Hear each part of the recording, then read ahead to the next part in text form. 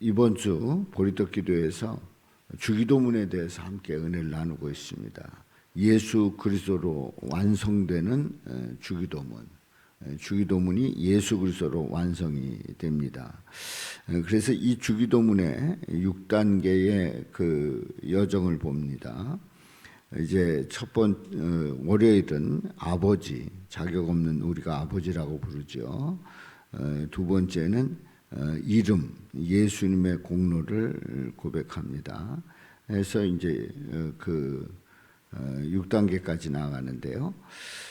어제 말씀을 통해서 자격 없는 우리를 아들 삼으신 그 은혜를 고백합니다. 하늘에 계신 우리 아버지요, 이렇게 우리가 부르고 있는데 사실 우리는 아버지라 부를 자격이 없습니다. 그런데 예수님의 피로 말미암아 우리가 양자의 영을 받았기 때문에 우리가 감히 아버지라고 부를 수 있는 겁니다. 그래서 하나님을 아버지라고 부를 수 있는 거예요. 에덴 동산에 숨었던 첫 아담아 부를 때에 숨었습니다. 그런데 우리 예수님은 십자가의 저주 속에서도 관계를 회복하셨습니다. 아버지를 부르시고 영혼을 주님 앞에 맡기십니다. 다시 해서 첫 아담을 덮은 마지막 아담, 우리 예수님을 말합니다. 그래서 예수님을 통해서 우리는 하나님을 아버지라 부르게 된 거지요. 자, 오늘 말씀을 통해서는 내 이름이 지워지고 주님의 이름만 남는 곳, 내 이름이 지워지고 주님의 이름이 남는 곳이 바로 오늘 말씀을 통해서 은혜를 나눕니다. 자, 우리는 그 나의 명예, 내 이름, 내가 굉장히 중요하지요. 그런데 내 이름이 지워지고 오직 예수님만 고백하는 그러한 오늘 말씀을 통해서 은혜를 나눕니다. 자, 우리 인간은 거룩을 흉내낼 수 없는 인간입니다. 거룩을 흉내낼 수 없는 인간이에요. 거룩이라고 하면 구별됐다는 겁니다. 우리 하나님 아버지는 죄인인 인간과 완전히 구별되신 거룩하신 하나님이셔요. 그런데 거룩을 인간은 흉내낼 수가 없습니다. 우리는 흔히 내가 착하게 살아서 하나님의 이름을 빛내야지 이렇게 생각을 합니다. 착하게 살아서 하나님의 이름을 빛내면은 내가 거룩의 모습을 회복할 수 있다. 내가 회복할 수 있다. 이런 생각을 합니다. 하지만 성경은 하나님의 의가 인간의 의가 하나님의 이름을 더럽힐 뿐이라고 로마서 2장 24절에서 말씀을 합니다. 기록된 바와 같이 하나님의 이름이 너희 때문에 이방인 중에서 모독을 받는도다. 하나님의 그 거룩한 이름이 너희 때문에 이방인 중에서 모독을 받는다는 거예요. 그러니까 이스라엘 역사는 하나님의 이름을 이방인 중에서 모독한 그러한 역사를 가지고 있습니다. 우리에게는 하나님의 이름을 거룩하게 할 능력이 눈꼽만큼도 없다는 사실입니다. 알고 보면 우리가 하나님의 이름을 거룩하게 한다. 내가 하나님의 이름을 거룩하게 한다. 그런 능력이 내게 있다라는 착각을 합니다. 그러나 그럴 능력이 눈꼽만큼도 없단 말이지요. 바로 우리 때문에 하나님의 이름이 모독을 받고 그리고 조롱을 받고 그리고 영광 돌리지 못하는 그런 모습들을 보게 됩니다. 그래서 그림의 첫 번째 그림을 보게 되면 거룩을 흉내낼 수 없는 인간의 의는 하나님의 이름을 더럽힐 뿐이라고 로마서 2장 24절에 말씀하지요. 우리에겐 거룩하게 할 능력이 전혀 없다는 사실입니다. 이제 두 번째로요. 홀로 이름을 영화롭게 하신 예수님이십니다. 오직 예수님만이 십자가의 완전한 순종으로 아버지의 이름을, 하나님 아버지의 이름을 영화롭게 하셨습니다.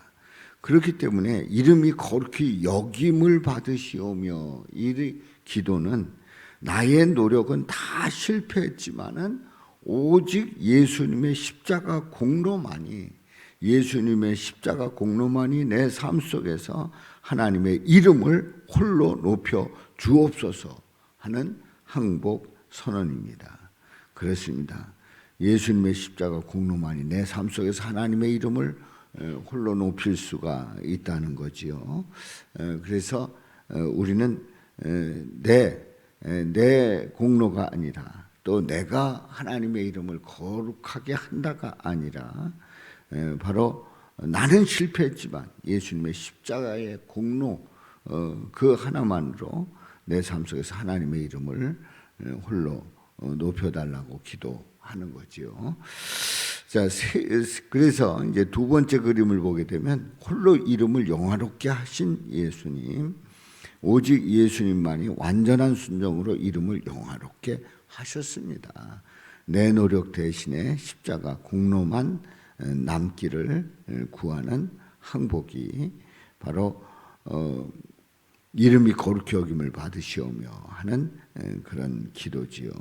이제 세 번째로 여호와의 이름에서 예수님의 이름으로 구약에서 떨기나무 가운데 나타나신 성자 하나님은 스스로를 여호와로 계시하셨습니다.